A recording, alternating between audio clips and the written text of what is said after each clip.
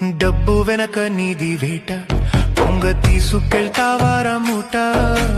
డబ్బు వెనక నీది వేట, 60 ఏళ్ల బ్రతుకు బాట, 6 అడుగులే నీకొచ్చేవాట.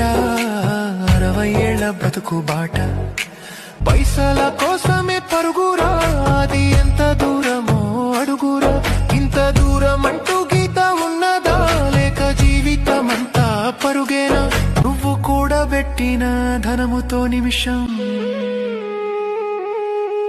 ఆయుష్ కొనగలవా? మనిషి పుట్టుక పుట్టినావా? నిన్ను మనిషి అంటారా జీవా? మనిషి పుట్టుక పుట్టినావా?